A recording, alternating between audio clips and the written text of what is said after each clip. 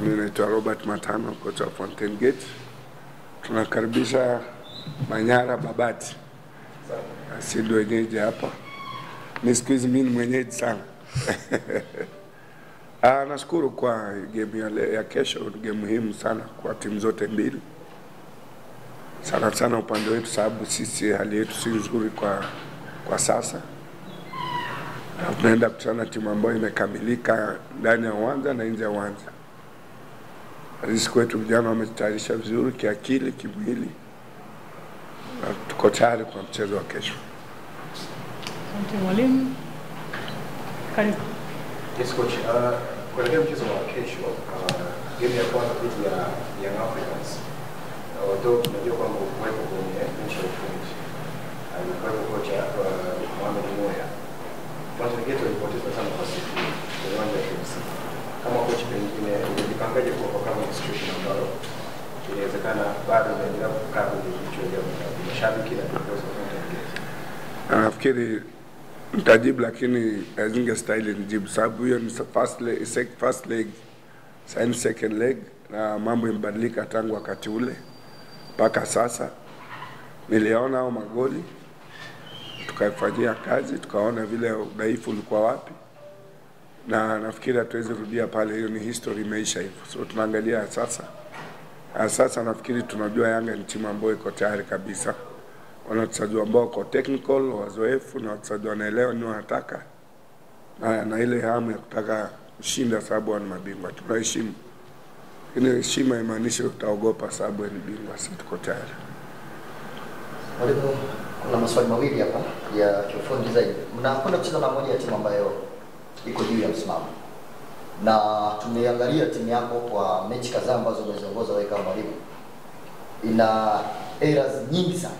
Kwa maana ya kwamba moja katika eneo lako la ulinzi, timu inaruhusu kila mechi imeruhusu goli. Na ukifuatilia pia mwalimu, eneo lako la striking force, kipindi cha nyuma umesema wewe ukwepo, lakini ilikuwa inafunga sana lakini inaruhusu sana magoli kufikiwa. Umefanya vipi unaenda kucheza na timu ambayo inaongoza kwa kila kitu? Umefanya vipi taski yako na kuzungumza na wachezaji wako? Kitu ya kwanza, mpira ni mental na the tactical organization ya players na wachezaji wenyewe kuelewa ni nini muhimu kwa timu. Sababu tunapata Yanga wanacheza sana, wanacheza combination play na wanafunga mabao za rahisi.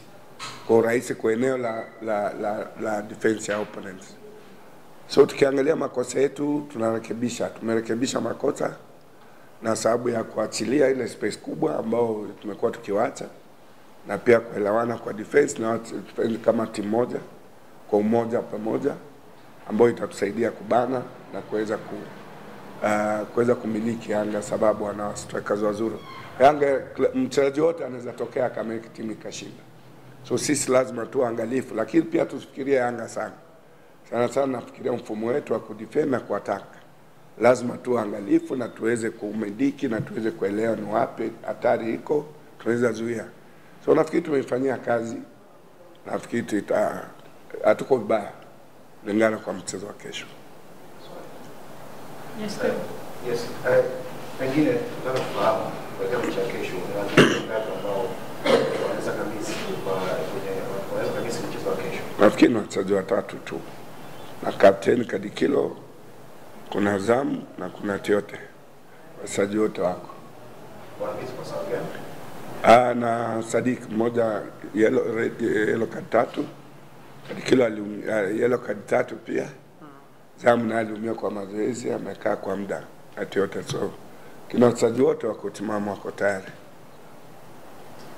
Hiyo mashabiki watarajia nini sasa? Kuna njia nyingine, tunacheza timu kubwa. Kwao ni heshima, kwetu ni sherehe. So lazima tuangalie tunataka kufurahia. Watarajie furaha, sio? Mwalimu Robert, nje ya mchezo huo, ingaje ni part of ya mchezo, pressure imekuwa kubwa sana jana baada ya ushindi wa baadhi ya timu na juzi ikiwemo KMC. Mwalimu, sasa ushindani umekuwa mkubwa sana. Nafasi iliyopo ya 10, alama ulizozikusanya na waliopo chini yako unaweza kuzifikia na kukupita katika mechi ambazo. Hao ndio mashindano sasa. Wakati unakuwa kwa wakati huo ndio wewe pia unaamka sasa. sababu ile ulegevu inaisha, inakuwa sasa kila mtu ajisaidie kwa uwezo wake. So uwezo wetu kila game kwetu ni finali, sababu kuna danger mbele na nyuma. Wala wanataka kushinda ligi, sio wanataka kubaki ligi. So lazima tukue tayari kabisa kwa akili, technically, tactically, physically, mentally. Lazima tujiondoe malituko. Ni sisi wenyewe tumejiweka hapo na sisi wenyewe tutajiondoa. So wachezaji lazima wawe tayari na wako tayari, sababu tunajua danger, hatari iko, na haijalishi ni timu gani ambapo inakuja, sababu ukitaka kujiokoa utapigana vita na yoyote yule.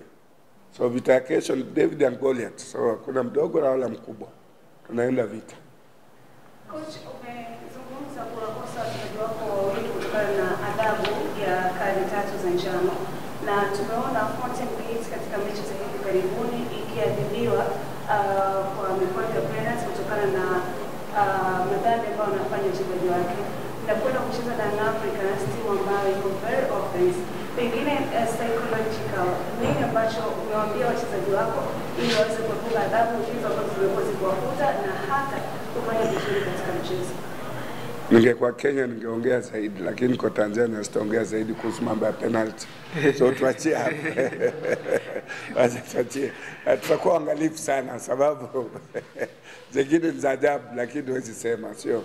So tumekubali, nafikiri kama magoli yetu hata tukisema tunafungwa magoli mengi, tumefungwa through penalties mengi. Ukiangalia mahali penalty mali inatokea paka ipatikane, pia unaangalia sana paka unachoka, lakini ndio hivyo. So si udhaifu wetu kwa defense, penalty nyingi kwa kweli, lakini ndio hivyo. Nimesema ningekuwa Kenya ningeongea, sababu ningekuwa na uwezo. Sasa sina uwezo, lakini ndio hivyo. Tutajaribu kwa angalifu zaidi na makini ndio tusiweze kupata penalty za haraka ama za urahisi. Asante mwalimu.